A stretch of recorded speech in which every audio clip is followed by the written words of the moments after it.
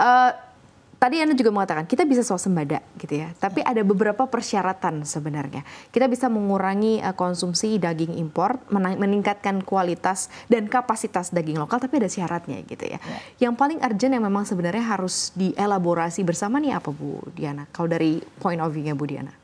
Ya, kan kalau kita menjadikan satu ekor itu diproduksi dari petani yang melahirkan sapinya itu berapa tahun, Mbak?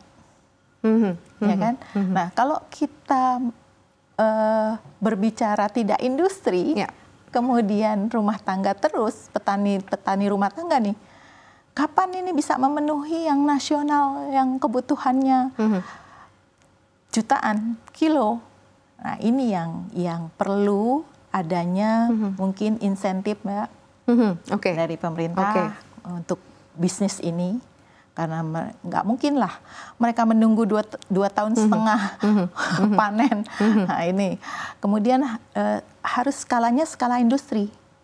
Nah kalau skala industri berarti yang masuk pengusahanya juga harus pengusaha besar. Selain dari itu juga bisa kompetitif harganya kalau memang sudah memproduksi sendiri. Kalau tidak ya nanti daya beli masyarakat lagi yang terkena imbas dengan harga inflasi karena harga dagingnya tinggi, gitu. Jadi bagaimana kita juga mengefisiensikan produk nih dari kita bertani, berternak. Nah ini juga yang perlu dihitung. Sehingga kalau memang ada tempat tadi yang saya sampaikan, tidak semua wilayah itu bisa kita jadikan tempat peternakan. Karena kalau misalnya di NTT, jangan salah, biaya logistik tinggi. Harga di sana oke murah, tapi setelah masuk ke sini kenapa tinggi ya? Ya karena biaya logistik. Karena kalau kita pindahkan dari sana ke sini, kemudian biaya logistiknya tinggi, otomatis harganya kan tinggi. Lebih tinggi ya. Resikonya juga. Daya belinya kira tidak terserap juga karena harganya lebih mahal. Jatuhnya ke sana begitu ya. Padahal tempat kita punya, kualitas kita bagus gitu ya. Tetapi karena ada salah satu poinnya adalah tadi ya logistik fee itu ya, atau biaya logistik itu diantaranya. Logistik tinggi, kemudian juga kalau misalnya kita di daerah tertentu ya seperti Jakarta misalkan, ya oke, logistik bisa murah, tapi tempatnya nggak ada. Kemudian juga ada daerah-daerah yang kita nggak dataran, tapi berbukit-bukit tempat kita lebih banyak. Nah kalau yang tempat cocok mungkin di daerah mana? Oh ya NTT misalkan. Di Timor, kita support misalnya, tapi kita supportnya tidak hanya setengah-setengah ya, tapi harus secara keseluruhan termasuk biaya logistik tadi.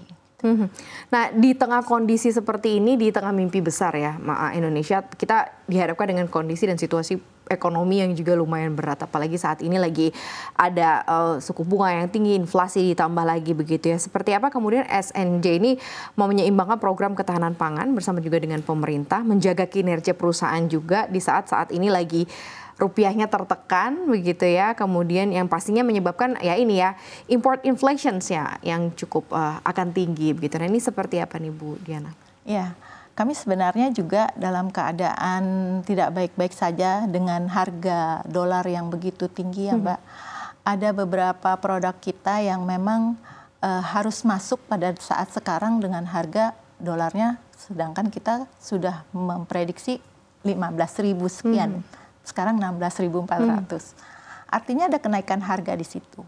Nah, nilai harga naik ini kalau kita konversi lagi ke produk itu bisa mencapai 7.000, 8.000 loh kenaikannya. Nggak mungkin.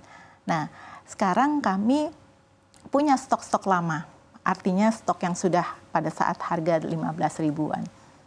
Kemudian kami punya di beberapa tempat. Kita punya store-store di beberapa tempat. Ini salah satunya. Jadi saya berpikir bahwa kalau kita mengadakan satu produk komoditi, itu harus menyebar, Mbak. Tidak boleh ada kekosongan di satu titik. Jadi ini yang harusnya kita supply ke beberapa daerah, nah, sesuai dengan kebutuhan daerah masing-masing. Kita buat jangan sampai ada sorted di stok. Kalau memang sudah seperti ini, harga insya Allah agak tertekan lah, jangan juga ada kenaikan. ikuti saja. Sampai sekarang masih belum ada kenaikan harga, masih coba untuk ditahan. Alhamdulillah saya berusaha untuk menekan itu karena saya juga ada di beberapa tempat. Ya kita tekan itu, jangan sampai kita berbicara bahwa ini harga dolar sekarang sekian ya, terus kita konversi. Ya enggak. Kami tetap, kalau mitigasi resikonya, jika berkepanjangan Bu, perusahaan punya strategi yang seperti apa Bu Diana?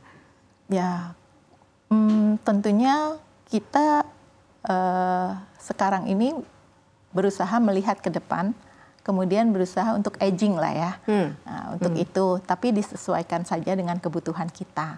Ini yang mudah-mudahan sih dengan adanya intervensi pemerintah, ya harga jangan terlalu dolarnya jadi 16.400 itu ya. Rupiah, dolarnya masih bisa diintervensi ya, rupiahnya masih bisa dijaga begitu ya. Mudah-mudahan tidak terlalu melonjak tinggi karena sangat berefek dan berdampak samping ujung-ujungnya ke end user juga. Betul. Gitu ya, yang akan menikmati kenaikan harganya begitu ya Bu Diana ya.